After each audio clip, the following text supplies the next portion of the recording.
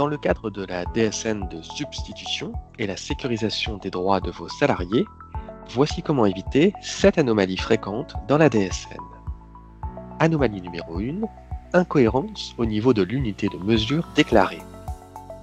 Il est essentiel de vérifier la cohérence de l'unité de temps de travail déclarée pour chaque salarié sur le segment S21 G00 40 011, unité de mesure de la quantité de travail, au regard du contrat de travail.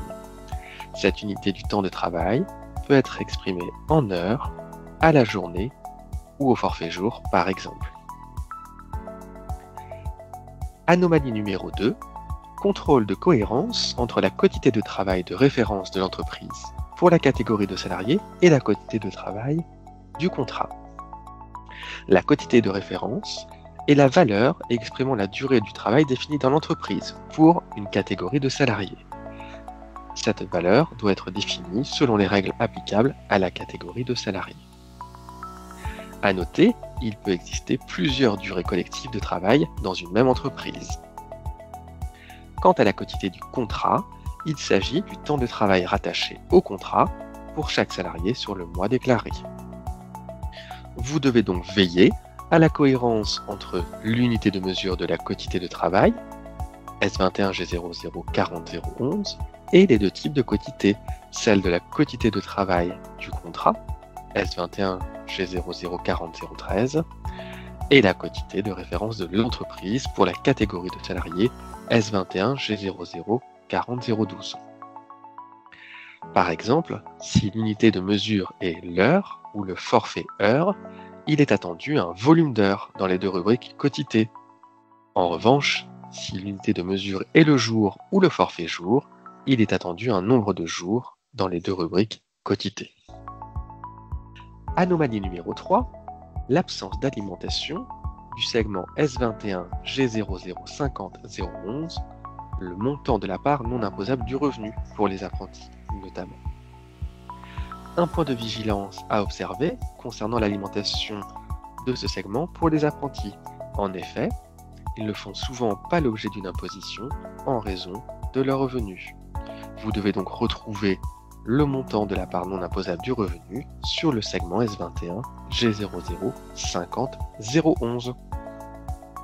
Anomalie numéro 4, l'incohérence quant au salaire brut soumis à contribution d'assurance chômage. Il correspond, ce salaire brut soumis à contribution d'assurance chômage, à du travail et assimilé en dehors des congés payés pris en charge par une caisse de congés payés par exemple. Il n'inclut pas les primes, indemnités et gratifications déclarées en bloc primes, gratifications et indemnités sur le segment S21 G00 52. Prenons un exemple. Un salarié perçoit une rémunération de 3 000 €, une prime de présentéisme de 50 €. Au mois de septembre 2025, ce salarié perçoit une prime exceptionnelle de 1 000 € et son 14e mois pour un montant de 3 000 €. Son salaire brut soumis à contribution d'assurance chômage sera de 3 050 €, c'est-à-dire 3 000 € de salaire de base plus 50 € de prime de présentéisme. Les autres éléments de rémunération, la prime exceptionnelle de 1 000 € et le 14e mois de 3 000 €, seront déclarés au niveau du segment S21 G00 52, prime, gratification et indemnité. Anomalie numéro 5. Assurez-vous de renseigner correctement le bloc prime, gratification et indemnité. Les primes constituent une gratification supplémentaire au salaire de référence.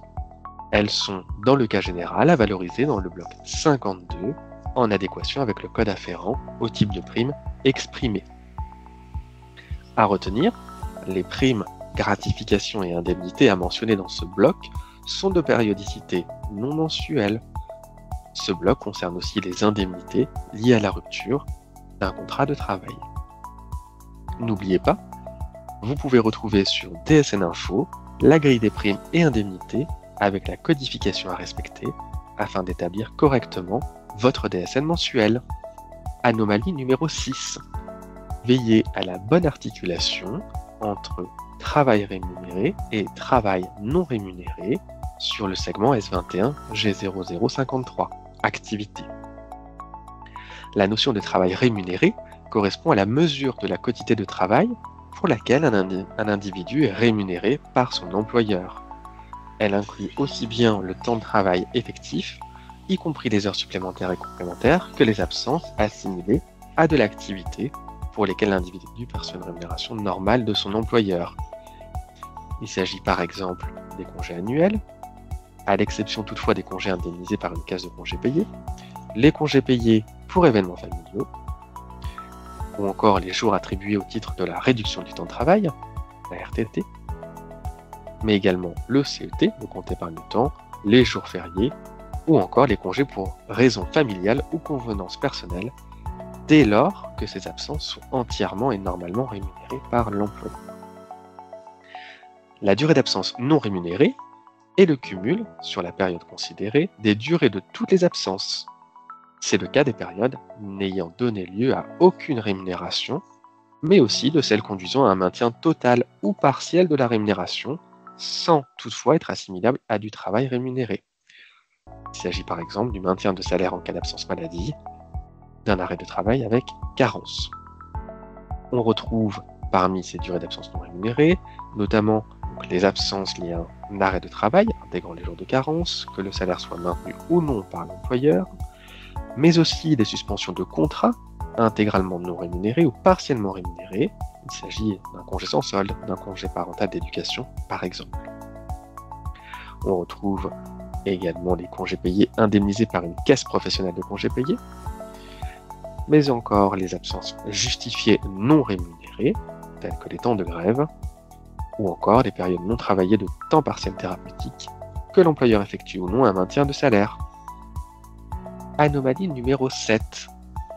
L'absence de remontée des parts patronales des mutuelles, prévoyance et retraite supplémentaires sur le segment S21 G0054. À retenir, la part patronale de la mutuelle doit être valorisée au travers les numéros 92 sur le segment S21 G0054. Quant aux parts patronales de prévoyance et de retraite supplémentaires, elles doivent se retrouver sur le segment S21 G0054 avec le code 93.